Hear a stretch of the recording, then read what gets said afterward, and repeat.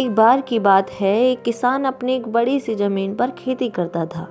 लेकिन हर वर्ष की तरह कभी बाढ़ तो कभी सूखा, कभी ज़्यादा धूप, इनकी वजह से कुछ ना कुछ थोड़ी बहुत फसल उसकी बर्बाद हो जाती थी। इस बात से तंग होकर वह इस बार भी खेती कर रहा था और तभी अचानक बहुत तेजी से बारिश होने लगी। किसान ने तंग आकर प्रभु से कहा, हे प्रभु, आप परमात्मा हैं, आप भगवान हैं, लेकिन लगता है आपको फसल के बारे में जरा सी भी जानकारी नहीं है। मेरी आपसे प्रार्थना है, बस एक बार मुझे मौका दीजिए। मैं जैसा चाहूँ वैसा मौसम हो, फिर आप देखिएगा मैं कैसे अन्न का ढेरों भंडार खड़ा कर दूंगा और ढेर सारे भंडार अन्न से भरे रहेंगे। भगवान मुस्कुराए और बोले, ठीक है, जैसा तुम चाहते हो वैसा ही होगा। मौसम तुम्हारे अनुरूप होगा, मैं जरा सा भी दखल नहीं दूंगा। किसान बड़ा खुश हुआ और खुशी खुशी में उसने अगले साल गेहूं की खेती बोई।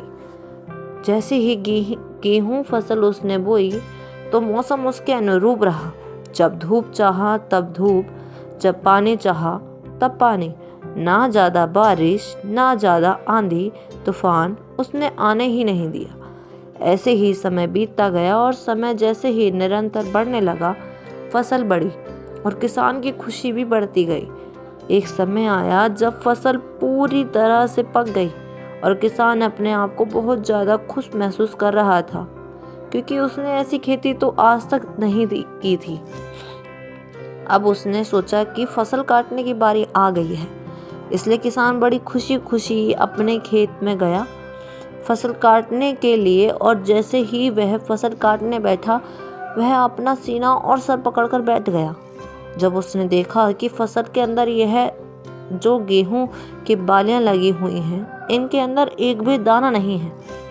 उसने गेहूं की सभी बालियां चेक की, लेकिन उन बालियों के अंदर एक भी दाना नहीं था।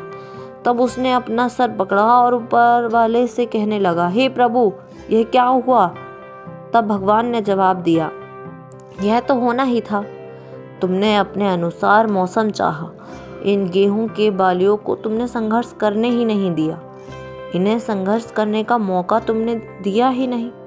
यह गेहूं की जो बालियां हैं, जब इसी प्रकार से आंधी आती है, बारिश आती है, तेज धूप आती है, तो यह उनसे संघर्ष करती हैं, अपने तप से, अपने बल से खड़े रहती हैं। उनके अपने आप में जितनी शक्ति होती है, यह अपने आप को बचाने में, अपने जीवन को बचाने में झोंक देती हैं, और उन्हीं शक्ति की वजह से ही इनके अंदर दाना पैदा होता है, अनाज पैदा होता है। लेकिन तुमने इन्हें मौका ही नहीं दिया। दोस्तों, इस छोटी सी कहानी से हमें बहुत बड़ी सीख मिलती है कि अगर सोने को भी आभूषण बनाया होता है, तो उसे सबसे पहले आग, फिर हथौड़े और फिर निरंतर कई तपस्याओं के बाद संघर्ष से गुजरकर आभूषण बनते देखा जाता है। तब जाकर उसकी मूल्यता, उसकी असली सुंदरता लोगों के सामने आती है। इस कहानी से हमें यही सीख मिलती है कि अगर हमें जिंदगी में आगे बढ़ते रहना है तो चुनौतियों का सामना करना पड़ेगा। अगर हम चुनौतियों से डरेंगे, अगर यह सोचेंगे, अगर ये चाहेंगे कि भगवान जैसा चाहता हूँ वैसा ही हो, तो ऐसा कभी नहीं हो सकता। हर वह इंसान जो अपने जीवन में कुछ अच्छा मुकाम पाता है, तो बस चुनौतियों से लड़ के पाता है।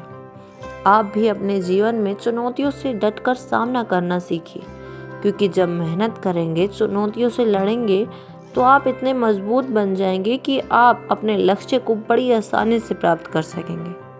दोस्तों, अगर आपको यह कहानी गॉड एंड फार्मर स्टोरी अच्छी लगी है, तो इसे अपने दोस्तों के साथ, अपने परिवारजनों के साथ शेयर करें। आपको यह कहानी कैसी लगी नीचे कमेंट में ज़रूर बताएं।